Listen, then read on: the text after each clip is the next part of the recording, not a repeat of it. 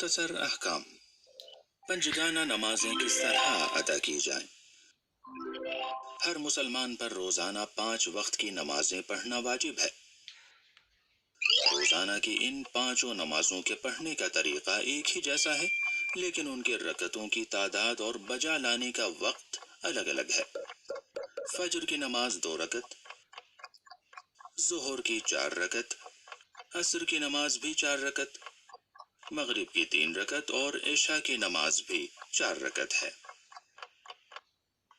ہر رکعت میں 1 رکوع اور 2 سجدے ہوتے ہیں۔ ہر نماز تکبیر یعنی اللہ اکبر کہہ کر شروع ہوتی ہے اور سلام پر ختم ہوتی ہے۔ اور اب آئیے دیکھتے ہیں کہ کس طرح نماز پڑھی جاتی ہے۔ مثال کے طور پر مغرب کی نماز کو لیتے ہیں۔ اس سے پہلے کہ ہم نماز شروع کریں یہ ضرور دیکھ لیں کہ نماز سے پہلے جو امور انجام دینا ضروری ہے وہ انجام دیے ہیں یا نہیں، جیسے وضو کرنا، لباس کا پاک ہونا، قبلہ رخ کھڑے ہونا وغیرہ۔ نماز سے پہلے اذان اور اقامت کہنے کی بہت تاکید کی گئی ہے، اگرچہ یہ واجب نہیں ہے بلکہ مستحب ہے۔ اب آپ سیدھے کھڑے ہوں اور دل میں اس عبادت کے ذریعے اللہ سے قریب ہونے کی نیت کریں۔ پھر عربی میں اللہ اکبر کہیں۔ اس عمل کو تکبیرۃ الاحرام کہتے ہیں اور عام حالات میں ضروری ہے کہ اسے قیام کی حالت میں کہا جائے۔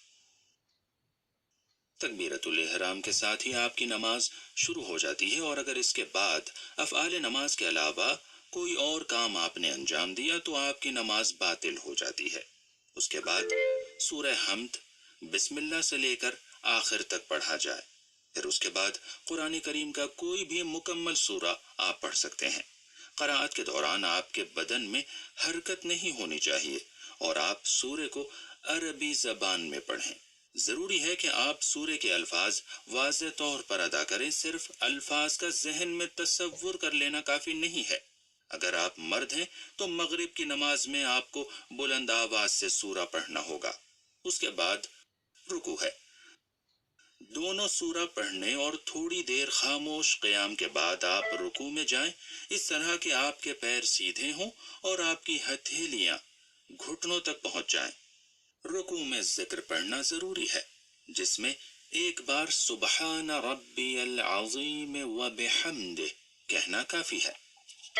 رکوع کے بعد آپ سیدھے کھڑے ہو جائیں۔ پھر سیدھے کھڑے ہو جانے کے بعد آپ سجدے میں جائیے۔ سجدے کی حالت میں اپنی پیشانی کو زمین پر یا ایسی چیز پر رکھیں جس پر سجدہ کرنا صحیح ہو۔ ساتھ ساتھ دونوں ہاتھ کی ہتھیلیاں، دونوں گھٹنے اور دونوں پیروں کے انگوٹھے زمین پر ہونے چاہیے، اور سجدے میں جا کر ایک بار سبحان ربی الاعلی وبحمدہ کہنا آپ کے لیے کافی ہے۔ پھر آپ سجدے سے سر اٹھائیے اور سیدھے بیٹھ جائیے۔ پھر اس کے بعد دوسرے سجدے میں جائیے، بالکل پہلے سجدے کی طرح۔ یہ یاد رہے کہ ہر رکعت میں آپ کو 2 سجدے انجام دینے ہیں۔ اب سوال یہ کہ کیا میں ہر چیز پر سجدہ کر سکتا ہوں؟ نہیں، ہر چیز پر نہیں۔ سجدہ ایسی چیزوں پر ہوگا جو زمین سے ہوں، یا زمین سے اگنے والے ان پودوں یا پتیوں پر ہوگا جو کھانے اور پہننے کے استعمال میں نہیں آتی۔ لہٰذا آپ مٹی، ریت، پتھر، کنکریٹ، لکڑی، درخت کی نہ کھائی جانے والی پتیوں، یہاں تک کہ ایسے سادے کاغذ پر جو خالص لکڑی سے بنایا گیا ہو سجدہ کر سکتے ہیں۔ ویسے بہتر یہ ہے کہ مٹی پر سجدہ کیا جائے، اور اس میں بھی تربت حسینی پر سجدہ کرنا مستحب ہے، جو کہ امام حسین علیہ السلام کی قبر اطہر سے لی جاتی ہے۔ یاد رہے کہ سجدہ صرف زمین اور ان پودوں پر ہو سکتا ہے جو کھائے یا پہننے نہیں چاہتے۔ اب پہلی رکعت کے لیے سجدوں کے بعد آپ تھوڑا بیٹھیں اور اس کے بعد دوسری رکعت کو انجام دینے کے لیے کھڑے ہو جائیں، بالکل ویسے ہی جیسے پہلی رکعت پڑھی تھی۔ سورہ حمد اور دوسرا سورہ پڑھنے کے بعد رکوع میں جانے سے پہلے مستحب ہے کہ قنوت پڑھا جائے، یعنی اپنا ہاتھ دعا کے لیے اٹھائیں اور کوئی دعا کریں جو آپ چاہتے ہیں۔ قنوت کے بعد رکوع اور سجدوں کو ویسے ہی بجا لائیں جیسے پہلے انجام دیا تھا۔ دوسرے سجدے کے بعد تشہد پڑھنے کے لیے بیٹھنا ضروری ہے۔ یہ تشہد دوسری رکعت کے آخر میں پڑھنا واجب ہے۔ تشہد میں ہمیں کیا کہنا ہے؟ تشہد میں کہیں اشہد ان لا الہ الا اللہ وحدہ لا شریک لہ، وأشهد أن محمدا عبده ورسوله اللهم صل على محمد وآل محمد۔ تشہد پڑھتے وقت سیدھے بیٹھے رہیں۔ اس کے بعد نماز مغرب کی تیسری اور آخری رکعت کے لیے کھڑے ہو جائیں، جس میں آپ کو آہستہ آواز میں سورہ حمد یا 3 بار تسبیحات اربع پڑھنی ہوں گی، جیسے سبحان اللہ والحمد للہ ولا الہ الا اللہ۔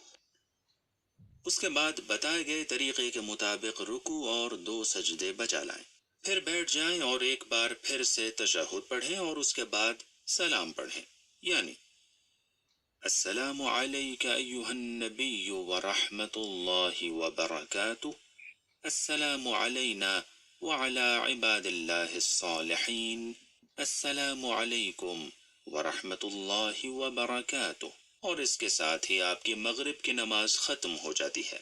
دوسری روزانہ کی نمازیں بھی ایسے ہی پڑھی جاتی ہیں، لیکن فرق صرف ان کی رکعتوں میں ہوتا ہے۔ ہاں، یہ خیال رہے کہ مردوں اور خواتین دونوں کو ظہر اور عصر کی نماز دھیمی آواز میں پڑھنا چاہیے، اور صرف مرد فجر کی نماز اور مغرب اور عشاء کی پہلی 2 رکعتیں بلند آواز سے پڑھیں گے۔ اب آئیے دیکھتے ہیں کون سی چیزیں نماز کو باطل کر دیتی ہیں۔ نمبر 1، ہر وہ چیز جو وضو کو باطل کر دیتی ہے وہ نماز کو بھی باطل کر دیتی ہے، جیسے ریا خارج ہونا یا پیشاب وغیرہ کرنا یا سونا وغیرہ۔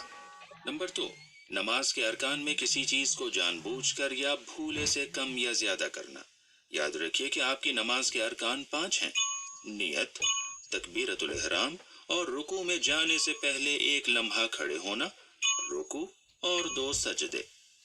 نمبر 3، جان بوجھ کر قبلے سے رخ موڑ لینے سے نماز ٹوٹ جاتی ہے اور باطل ہو جاتی ہے۔ نمبر 4، عمدن ہاتھ باندھ کر نماز پڑھنا۔ نمبر 5، جان بوجھ کر بات کرنا۔ نمبر 6، جان بوجھ کر سورہ حمد کے بعد آمین کہنا۔ نمبر 7، بلند آواز سے ہنسنا، لیکن صرف مسکرانے سے نماز باطل نہیں ہوتی۔ نمبر 8، مادی اور دنیاوی مسائل کے لیے گریہ کرنا۔ نمبر 9، نماز کی حالت میں کھانا پینا۔ خدا قبول فرمائے۔ آپ کی نماز مکمل ہو گئی۔ اب نماز کے بعد تسبیح حضرت زہرا علیہ السلام کے عظیم ثواب کو نہ چھوڑیے گا۔ اس میں 34 مرتبہ اللہ اکبر، 33 مرتبہ الحمدللہ اور 33 مرتبہ سبحان اللہ پڑھا جاتا ہے۔